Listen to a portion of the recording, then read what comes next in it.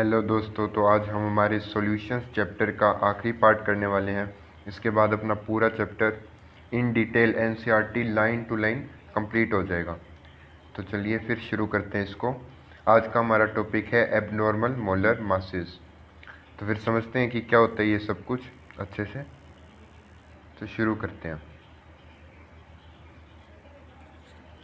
We know that ionic compounds when dissolved in water dissociate into cations and anions। ये अपने को पता ही है, जैसे कि क्या कि आयनिक कंपाउंड, मान लो मेरे पास क्या है आयनिक कंपाउंड NaCl है, ठीक है। NaCl को जब मैं वाटर के अंदर यानी कि पानी के अंदर डिज़ोल्व करूँगा तो NaCl किस में टूट जाएगा, अपने आयंस के अंदर Na+ और Cl- के अंदर, ठीक है। Na+ क्या होता है, पॉजिटिव चार्ज वाला होता है कैटायन, और नेगेटिव चार्ज वाला क्या होता है एनायन। तो इसमें यही कहा गया है कि आयनिक कंपाउंड को हम जब पानी में डिसॉल्व करते हैं तो फिर वो किस में डिसोसिएट हो जाता है, अपने कैटायन और एनायन के अंदर। For example, if we dissolve 1 mole of KCl 74.5 gram in water, we expect 1 mole each of K+ and Cl- ions to be released in the solution, ठीक है। तो इसके अंदर हमें क्या कहा गया है कि मान लो मेरे पास KCl है, ठीक है। KCl का 1 मोल है मेरे पास, मैंने उसको पानी के अंदर डाला तो अपने कैटायन और एनायन के अंदर डिसोसिएट हो जाएगा, ये हमने ऊपर भी पढ़ा था, ठीक है। तो अब हम क्या एक्सपेक्ट करते हैं कि अगर मैंने 1 मोल KCl डाला है तो मेरे पास 1 मोल K+ आएगा और 1 मोल Cl- आएगा, ठीक है। कि 1 मोल डाला है तो 1 मोल K+ आएगा और 1 मोल Cl- आएगा।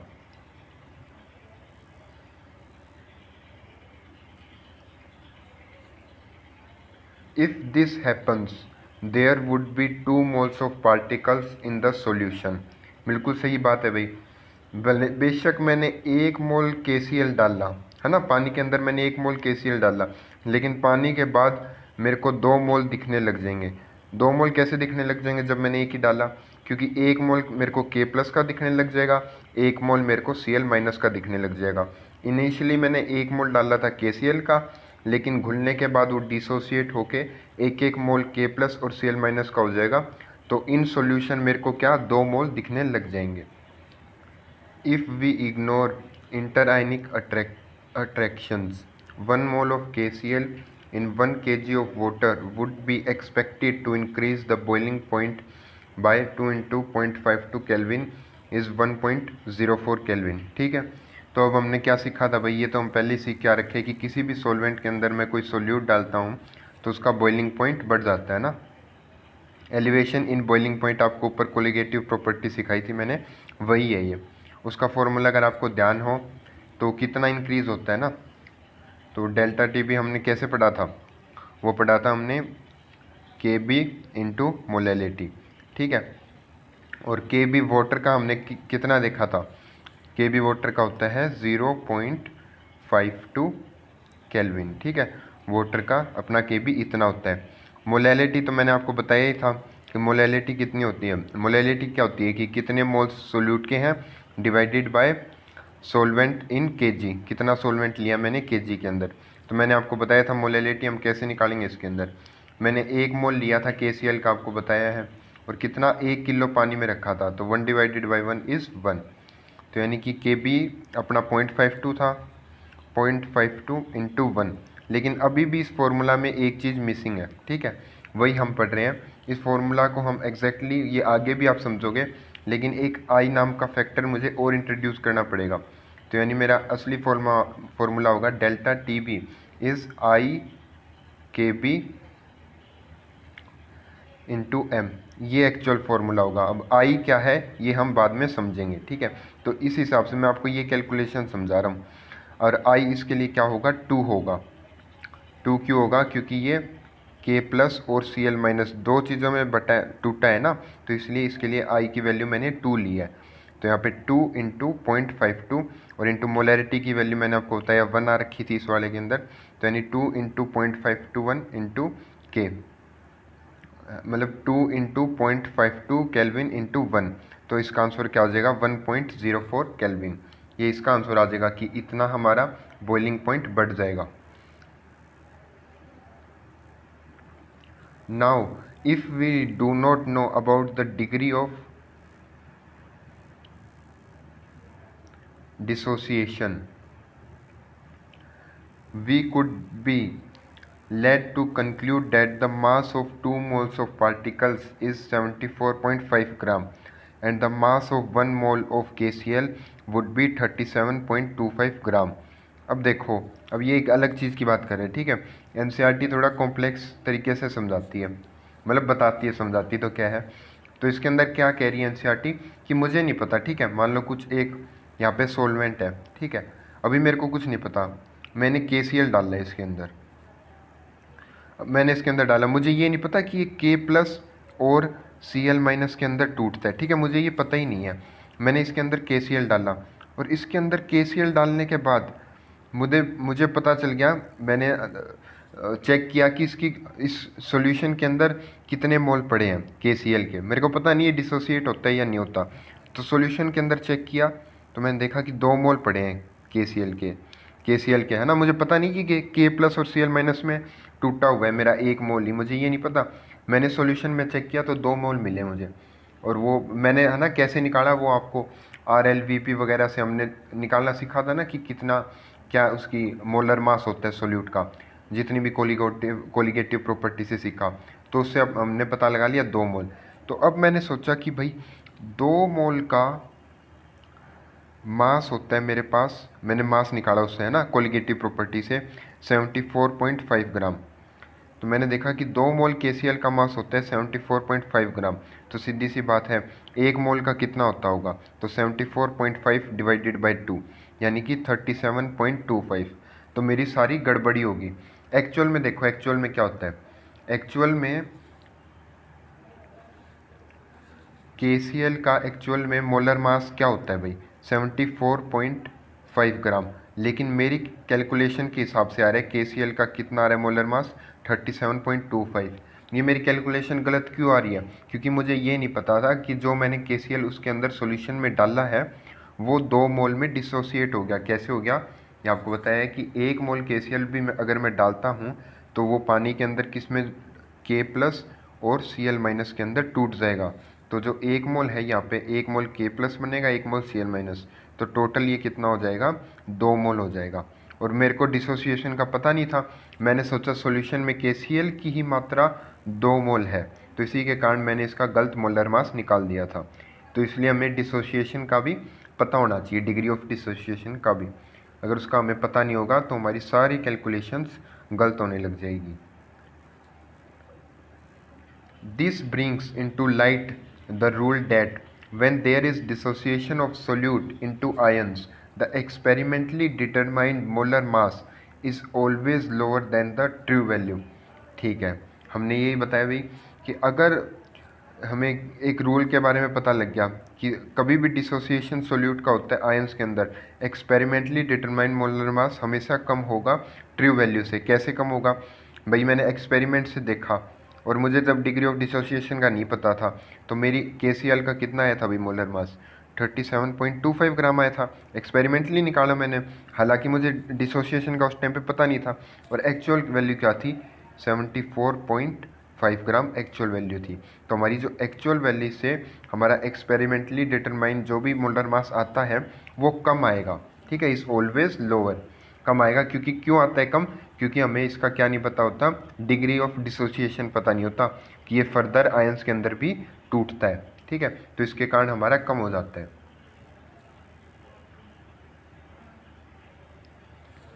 Molecules of ethanoic acid, acetic acid dimerise in the benzene due to hydrogen bonding, ठीक है। तो अब डाइमराइज आपको इधर बना भी होगा, इधर ये देखो। तो जैसे कि ये अपना इथेनोइक एसिड है या एसिटिक एसिड, कुछ भी बोल लो इसको, एक ही बात है ना।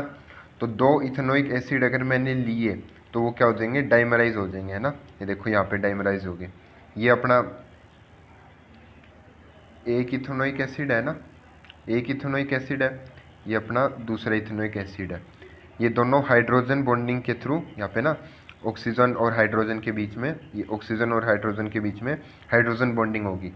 तो यानी कि अगर मैं 2 मोल, अब ये देखो, अब ये दूसरी चीज़ शुरू होगी ना। पहले हमने देखा कि टूटता है ना, जैसे NaCl के केस में वो टूट रहा था, एक NaCl लेके आया 1 मोल, तो वो 1 मोल Na+ और 1 मोल Cl- में टूट रहा था, 2 मोल मिल रहे थे। अब उल्टी चीज़ हो रही है, अब एक दूसरी चीज़ सीख रहे हैं हम, ठीक है। इसमें क्या हो रहा है कि मैं 2 मोल एसिटिक एसिड लाया हूँ और वो किस में, 1 मोल में कन्वर्ट हो रहा है। क्यों हो रहा है? क्योंकि वो 2 मोल आपस में हाइड्रोजन बॉन्डिंग करके 1 मोल बना रहे हैं, ठीक है। जो 2 मोल लाया था अब वो 1 मोल बना रहा है। और ये भी ध्यान रखना, ये डाइमराइज कब होगा? बेंजीन के अंदर होगा। अगर हम और कोई भी ले लेंगे ना, आगे लिखा भी हो, चलो इसमें देखो, this normally happens in the solvents with low dielectric constant. ऐसे सॉल्वेंट जिनका लो डाइलेक्ट्रिक कांस्टेंट है उसी में ऐसा होगा, जैसे कि बेंजीन है। अगर मैं वाटर वगैरह ले आऊँ तो उसमें नहीं हो पाएगा, क्योंकि वाटर इसकी हाइड्रोजन बॉन्डिंग को बीच में इंटरप्ट करने लग जाएगा, है ना। वाटर खुद भी H+ और OH- में टूटता है ना, पानी खुद भी टूटता है, तो पानी इसकी हाइड्रोजन बॉन्डिंग में दखल देना शुरू कर देगा, क्योंकि वो लो डाइलेक्ट्रिक कांस्टेंट नहीं होता उसका, ठीक है। लेकिन बेंजीन अपना क्या होता है? बेंजीन अपना नॉन पोलर होता है, सिंपल सी बात है, कोई पोलैरिटी नहीं होती। तो उसमें ये आराम से अपना एसिटिक एसिड डाइमराइज हो जाता है ना, डाइमर बना लेता है अपना। पानी के अंदर अगर मैं ये प्रोसेस कर रहा हूँ तो बहुत हार्ड हो जाएगी। तो इसलिए हमेशा ध्यान रखना कि अगर मेरे को ये इस टाइप की प्रोसेस करनी है तो लो डाइलेक्ट्रिक कांस्टेंट ही यूज़ करना पड़ेगा। In this case the number of particles is reduced due to dimerisation. ये मैंने आपको समझा दिया कि शुरू में 2 एसिटिक एसिड लाया था, बाद में मेरे को 1 मोल ही मिलेगा, है ना। 2 मोल लाया था तो 1 मोल ही मिलेगा। Association of molecules is depicted as follows. ये आगे यहाँ पे डिपिक्ट भी कर रखी है ना। तो हमने 2 चीज़ें देख ली ना, कि कम भी हो सकते हैं, ये ज़्यादा भी हो सकते हैं। NaCl के केस में क्या हो गए थे? ज़्यादा हो गए थे। और अगर मैंने एसिटिक एसिड का केस लिया था, बेंजीन के अंदर जब डाला एसिटिक एसिड को, तो वो 2 डाले तो फिर वो 1 बन गया ना, और NaCl 1 डाला तो 2 बन गए। तो ये दोनों ही पॉसिबिलिटी होती है।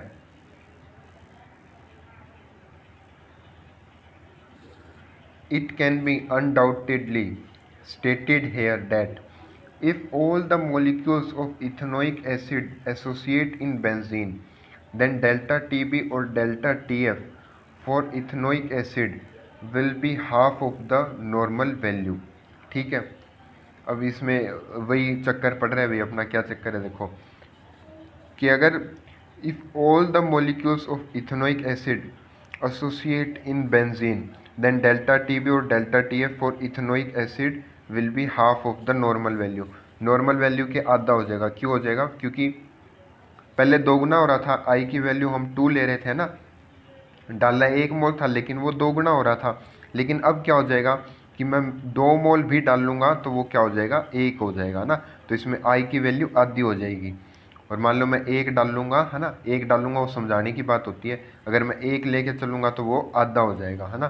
क्योंकि सीधी सी बात है, अगर मैं दो डालता हूँ तो वो जुड़ के 1 हो जाते हैं, तो इसमें वैल्यू आधी हो जाएगी। NaCl के केस में वैल्यू दोगुनी हो जाती थी। तो उसी हिसाब से अपने सारे फॉर्मूले में ये आधी आने लग जाएगी वैल्यू।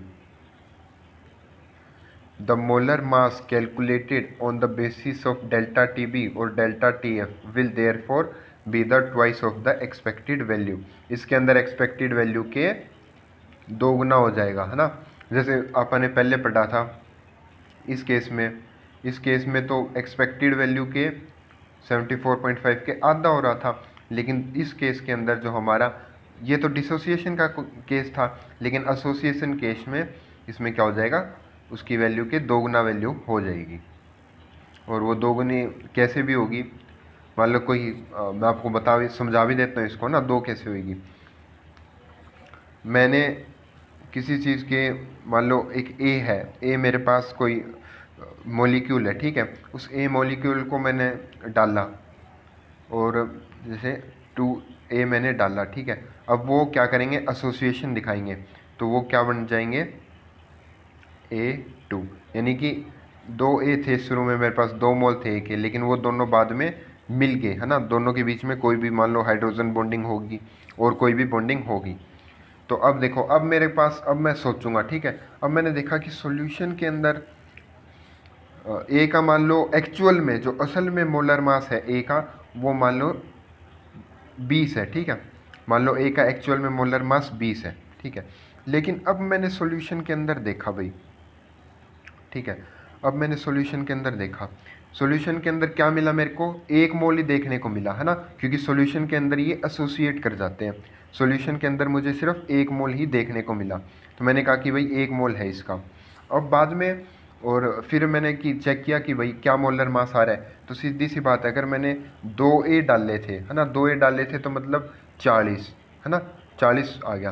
तो इसका मतलब मैंने जब इसके अंदर सॉल्यूशन के अंदर चेक किया मास, तो वो मास कितना हो गया, 40। तो मेरा सॉल्यूशन के अंदर कितना मास आ रहा है मेरे पास, सॉल्यूशन के अंदर मेरे को क्या पता लगा कि मैंने 1 मोल पड़ा है मेरे पास, और उसका 40 है मास। तो इसका मतलब मैं क्या लगा लूँगा कि ए का क्या है मोलर मास, 40, और जबकि एक्चुअली ए का मोलर मास क्या था, 20। तो ए का मोलर मास डबल हो गया, है ना, इस केस के अंदर डबल हो गया। क्यों डबल हो गया, क्योंकि मेरे को पता नहीं था कि 2A मिलके एक बड़ा आपस में मिलके डाइमर बना रहे हैं, तो इसके कारण मेरे ये गड़बड़ी आ रही थी इस क्वेश्चन के अंदर। तो सिंपल सी हमने दो चीज़ें तो आपको बिल्कुल क्रिस्टल क्लियर होनी चाहिए, क्या कि जब भी मेरा डिसोसिएशन होता है, तो जो फिर वो मेरा एक्सपेरिमेंटली आ जाता है, जो भी मेरा मोलर मास आ जाता है वो कम आ जाता है। लेकिन अगर मेरा एसोसिएशन होता है, जो एक्सपेरिमेंटली मेरा मोलर मास हो जाता है, वो एक्चुअल मोलर मास से अपना ज़्यादा आ जाता है। तो यही बात इसके अंदर कही गई है।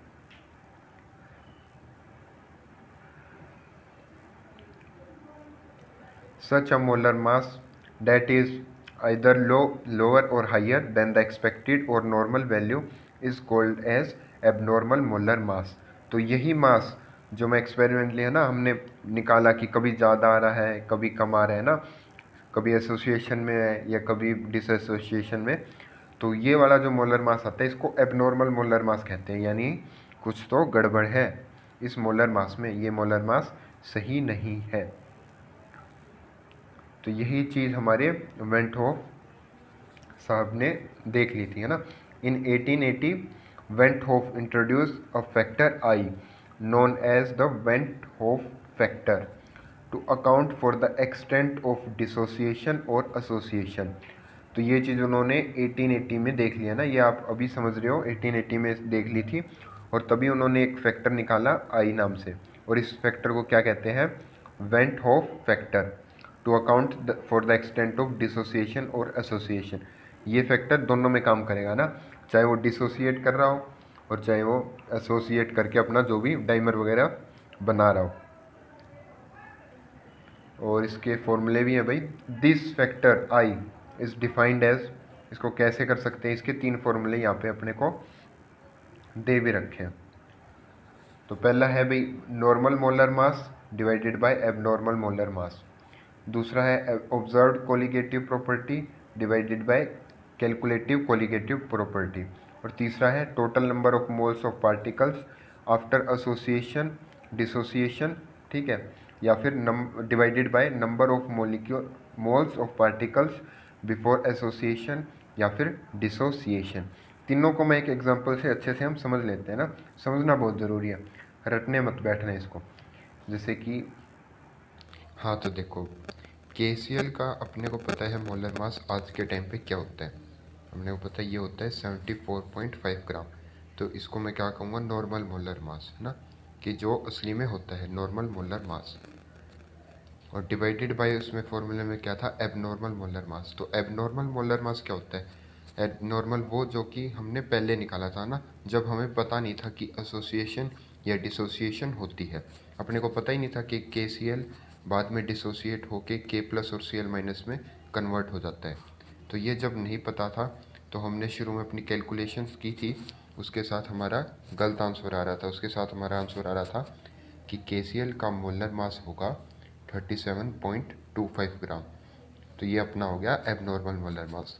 तो आई की वैल्यू निकाल देते हैं फिर, normal molar mass divided by abnormal molar मास, ठीक है, 37.25। तो इसको आप कट करोगे तो कितने 2 पे कट हो जाएगा, है ना, ग्राम से ग्राम कट जाएगा, तो 2 आंसर आ जाएगा। आई की वैल्यू आ जाएगी 2। तो ऐसे करके हम निकाल सकते हैं ना। तो पहला फॉर्मूला आपको समझ आ गया होगा, आई की वैल्यू का normal molar mass divided by abnormal molar mass. अब दूसरा देख लो, observed colligative property divided by calculated colligative property. इसको कैसे करेंगे, इसको भी देख लो। देखो जो ऑब्जर्व हुई हमने KCL वाले की, ऑब्जर्व एक्चुअली में हुई वो 1.04 हुई। क्यों हुई ऑब्जर्व, क्योंकि उसमें दो हिस्सों में बट गया था अपना ना। 2 से क्यों मल्टीप्लाई किया हमने, 2 से इसलिए मल्टीप्लाई किया क्योंकि वो दो हिस्सों में बट गया था। KCL अपना किस में हो गया था, K प्लस और Cl माइनस के अंदर डिसोसिएट हो गया था। लेकिन हमें जब हम खुद कैलकुलेट कर रहे थे तो हमें तो पता ही नहीं था, हमने सोचा कि KCL अंदर जाके भी KCL ही रहेगा, यानी 1 रहेगा। तो अगर हम खुद निकालते, इसको कैलकुलेट करते, तो हम 1 को मल्टीप्लाई करते 0.52 केल्विन से, ठीक है। तो अपना आंसर आता 0.52 केल्विन। ये आंसर आना था अपना कैलकुलेटेड, क्योंकि उस टाइम पे मुझे पता थोड़ी था कि वो 2 में डिसोसिएट होगा, मैं तो 1 से ही मल्टीप्लाई करके चलता। तो कैसे होगा देखो, दूसरा भी आपको समझ आ जाएगा कि ऑब्जर्व्ड है, ऑब्जर्व्ड में क्या हो गया अपना, ऑब्जर्व में क्या आ जाएगा 2 इंटू 0.52, है ना, ऑब्जर्व, जो कि हमने असली में चेक करके देखा। लेकिन जब हम कैलकुलेट कर रहे थे तो हमने उसकी वैल्यू 1 ही ले ली, क्योंकि मुझे पता नहीं था कि डिसोसिएशन होता है। तो इंटू 0.52, ठीक है। तो 0.52 0.52 कट गया, 2 अपना आंसर आ गया। तो आप ऐसे भी निकाल सकते हो। और तीसरा फॉर्मूला भी है, वैसे भी निकाल सकते हो आप। Total number of moles of particles after association या dissociation divided by number of moles of particles before association या डिसोसिएशन। इसका भी निकल सकता है। Number of particle after dissociation वाला करते हैं, एसोसिएशन का भी कर सकते हो, उसमें वैल्यू भी आ जाएगी। चलो आपको एसोसिएशन सिखा देता हूँ। डिसोसिएशन आपने पहले भी दोनों में देख लिया, ये दोनों ही देख लो, है ना। KCL है तो वो अपना किस में टूट जाएगा, K प्लस और Cl माइनस के अंदर, ठीक है। तो कितने moles of particles after dissociation, dissociation क्या 2 हो गए अपने, तो 2 divided by number of moles of particles before association. Association में अपने पास कितना था, एक ही था ना, बाद में एक और एक 2 हो गए थे अपने पास, तो डिवाइडेड बाय क्या आ जाएगा 1, और इसी के साथ फिर अपना टोटल का आंसर आ जाएगा 2, ठीक है। ये हमने डिसोसिएशन का केस देख लिया। एसोसिएशन भी देख लेते हैं। एसोसिएशन में देख लो, पार्टिकल्स शुरू में 2 मोल्स थे, बाद में अपने पास 1 मोल बचा, ठीक है। तो फिर फाइनली अपने पास क्या बचा, आफ्टर एसोसिएशन अपने पास बचा 1, और बिफोर एसोसिएशन थे अपने पास 2, तो हाफ हो जाएगा फॉर एसोसिएशन वाले के लिए आई की वैल्यू, ठीक है। अलग अलग के ऐसे वैल्यू हम निकाल सकते हैं। तो तीनों फॉर्मूले मैंने आपको डिटेल में समझा दिए हैं कि कैसे ये सब निकलते हैं, ठीक है।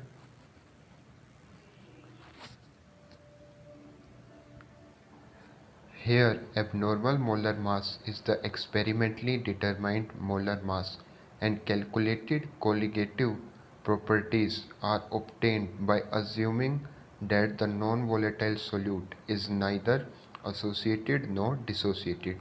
तो आपको समझा दिया कि abnormal molar mass क्या है, experimentally determined molar mass, और कैलकुलेटेड कैलिगेटिव प्रॉपर्टीज़ आर obtained।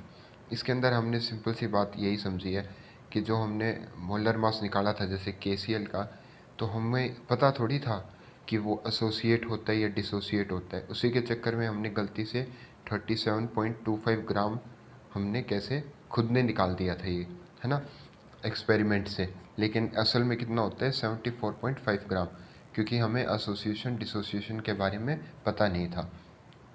तो देखो चीज़ों के बारे में अगर नहीं पता होता तो फिर गड़बड़ी हो जाती है। उसी के कारण हमारी कैलकुलेटेड कोलिगेटिव प्रॉपर्टी के अंदर भी गड़बड़ी आ गई थी। हमें मल्टीप्लाई तो करना था 2 इंटू 0.52 इंटू ऐसे करके हमें आंसर निकालना था, लेकिन हमें पता नहीं था कि ये 2 में टूटता है, तो हमने गलती से 1 से मल्टीप्लाई कर दिया था। तो इससे हमारी कैलकुलेटेड कोलिगेटिव प्रॉपर्टी भी अलग हो जाती है ना। जैसे हमने ऊपर यूज़ किया था ना, एबनॉर्मल मोलर मास, कैलकुलेटेड कोलिगेटिव प्रॉपर्टी, ये दोनों अपनी गलत आने लग जाती है। तो तभी हम आई फैक्टर इसको अकाउंट में लेते हैं, ठीक है, उससे हमारी चीज़ें सही हो जाती है।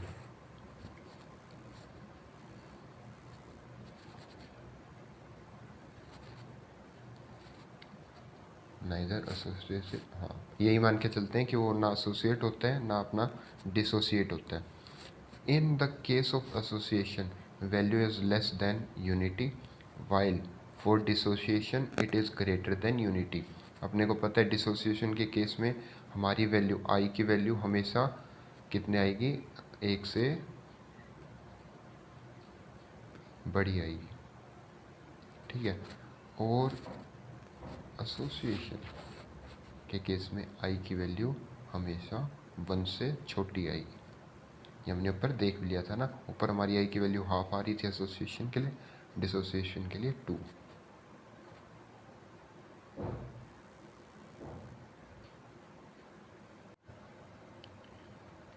नीचे दे भी रखा है, for example the value of i for aqueous KCl solution is close to 2। 2 के आसपास आ रही थी अपनी, है ना, वाइल द 2 ही आ रही थी अपनी, और वो क्लोज की होता है वो आगे हम समझेंगे। While the value for ethanoic acid in benzene is nearly 0.5, association के केस में 0.5 आ रही थी। Inclusion of Van't Hoff factor modifies the equation for colligative properties as follows। तो अब हमने वेंट होफ फैक्टर के बारे में पता कर लिया। अब हमने जितना पहले पढ़ा था उन सब के अंदर हम वॉन्ट होफ फैक्टर को इंट्रोड्यूस करने वाले हैं, उससे अपनी सारी के सारे जो फॉर्मूला थे वो मॉडिफाई हो जाएंगे। तो देख लो, इसमें क्यों कुछ नहीं करना, आपने पहले मेरा लेक्चर अच्छे से देखा है तो सब समझ आ जाएगा। Relative lowering of vapour pressure of solvent, इसके अंदर ये सब हमने जानना ही था, इसके अंदर एक आई डाल दिया है ना, वेंट होफ फैक्टर। वैसे ही एलिवेशन ऑफ बॉइलिंग पॉइंट के अंदर भी हमने आई फैक्टर डाल दिया है। डिप्रेशन ऑफ फ्रीजिंग पॉइंट हमने इसमें भी आई डाल दिया है, और ऑस्मोटिक प्रेशर ऑफ सॉल्यूशन के अंदर भी हमने आई की इंट्रोड्यूस कर दिया है, हर जगह पे आई को इंट्रोड्यूस कर दिया है। और आई की वैल्यू आपको निकालना मैंने सिखाई थी, इन 3 में से किसी से भी निकाल सकते हो। तो ऐसे आपके सभी क्वेश्चंस सॉल्व हो जाएंगे।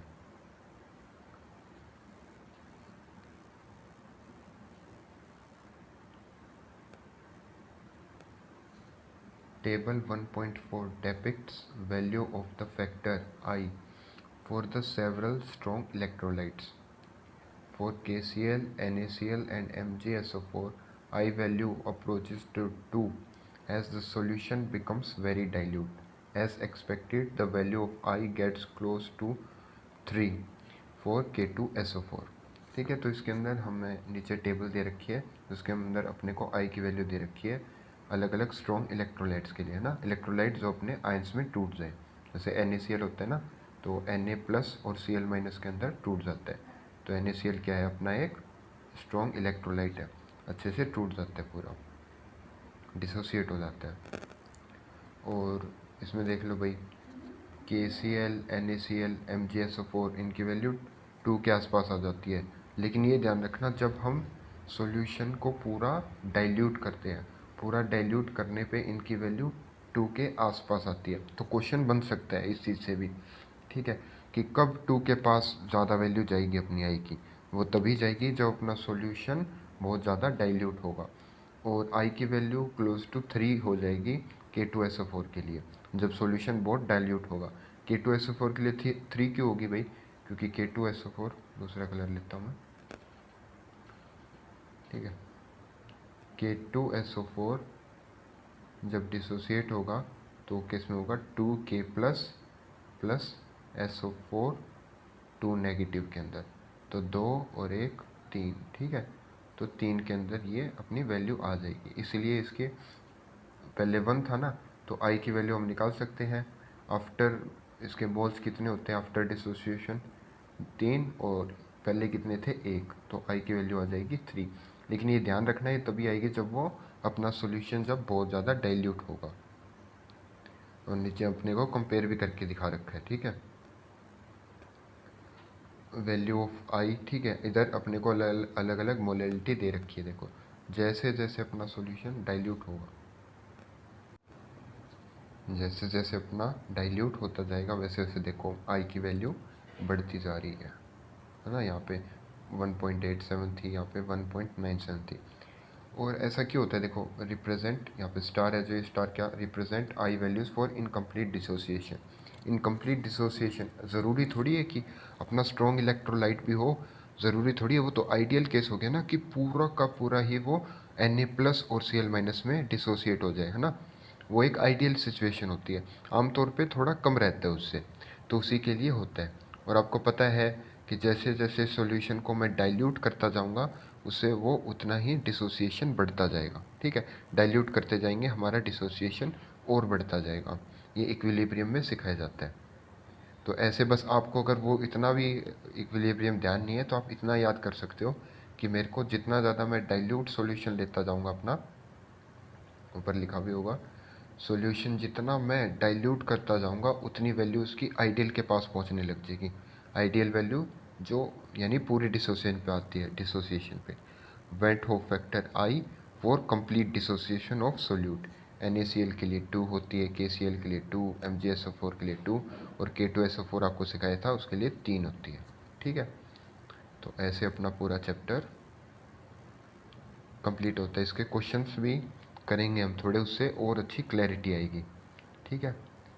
तो इसी के साथ अपना पहला चैप्टर कंप्लीट होता है और अब हम अगला चैप्टर पढ़ेंगे। Okay bye.